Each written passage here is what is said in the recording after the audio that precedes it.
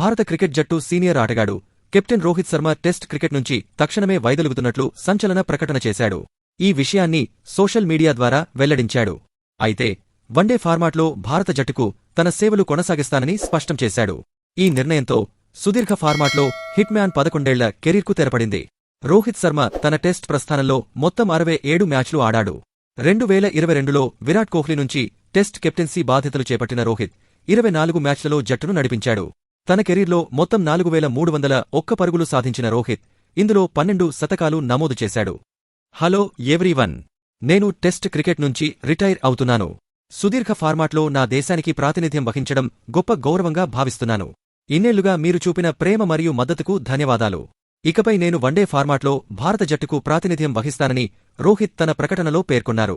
భారత జట్టు త్వరలో ఇంగ్లాండ్లో 5 టెస్టుల సిరీస్ ఆడనున్న నేపథ్యంలో రోహిత్ ఈ నిర్ణయం తీసుకోవడం ప్రాధాన్యతను సంతరించుకుంది. జట్టు ఎంపిక త్వరలో జరగనుండగా ఇప్పుడు కొత్త కెప్టెన్ను ఎంపిక చేయాల్సిన ఆవశ్యకత ఏర్పడింది. కొన్ని నెలల కిందట ఆస్ట్రేలియా పర్యటనలో టెస్ట్ కెప్టెన్గా వ్యవహరించిన రోహిత్ తన పేలవమైన ఫామ్ కారణంగా ఒక దశలో జట్టు నుంచి కూడా తప్పుకున్నారు.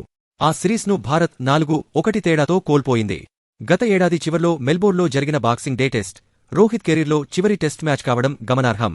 ఇంగ్లండ్తో టెస్టు సిరీస్కు కొత్త కెప్టెన్ను ఎంపిక చేస్తారని వార్తలు ఇటీవల వస్తున్నాయి. ఈ నేపథ్యంలోనే సెలెక్టర్లు రోహిత్ శర్మతో మాట్లాడి ఉంటారని, అందువల్లే రోహిత్ శర్మ టెస్టుల నుంచి తప్పుకుని ఉండొచ్చని తెలుస్తోంది. ఇదిలా ఉండగా రోహిత్ శర్మ 2010లో నాగ్పూర్లో దక్షిణాఫ్రికాతో జరగాల్సిన టెస్టుతో అరంగేట్రం చేయాల్సి ఉండగా టాస్కు ముందు అనుకోని గాయం కారణంగా అది సాధ్యపడలేదు.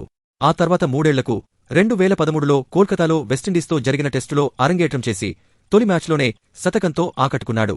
ముంబైలో జరిగిన తర్వాతి టెస్టులోనూ మరో సెంచరీ సాధించాడు. అయితే ఆరంభంలో చూపిన ప్రతిభను కొనసాగించడంలో రోహిత్ కొంత తడబడ్డాడు. సుమారు 5 ఏళ్లపాటు సాధారణ ప్రదర్శన కనబరిచాడు. ఈ కాలంలో 2017లో నాగ్పూర్లో శ్రీలంకపై చేసిన సెంచరీ మాత్రమే చెప్పుకోదగినది. 2019లో దక్షిణాఫ్రికాతో స్వదేశంలో జరిగిన సిరీస్లో ఓపెనర్గా బరిలోకి దిగడం హిట్ మ్యాన్ టెస్ట్ కెరీర్కు కొత్త ఊపునిచ్చింది. ఆ 3 మ్యాచ్ల సిరీస్లో రోహిత్ 2 శతకాలు, ఒక డబుల్ సెంచరీ సాధించాడు. 2021లో ఇంగ్లాండ్పై చెన్నైలో స్పిన్కు అనుకూలించిన పిచ్పై అద్భుతమైన 161 పరుగులు మరియు ఓవల్లో భారత్ విజయంలో కీలకపాత్ర పోషించిన 127 పరుగులతో మరోసారి సత్తా చాటాడు. అదే ప్రత్యర్థితో జరిగిన మరో సిరీస్లో 2 సెంచరీలు సాధించి అనుభవం లేని జట్టును ముందుండి నడిపించి 4-1 తేడాతో సిరీస్ విజయాన్ని అందించాడు. అయితే 2024-25 సీజన్ ప్రారంభంలో 45.46 సగటుతో ఉన్న రోహిత్ ఆ తర్వాత 15 ఇన్నింగ్స్లలో కేవలం ఒకే ఒక్క అర్ధశతకం మాత్రమే చేయగలిగాడు.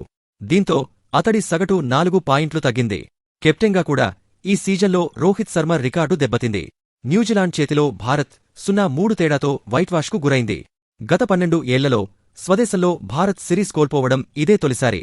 రోహిత్ నాయకత్వంలో భారత్ మొత్తమీద 12 విజయాలు సాధించి 9 ఓటములు చవిచూసింది.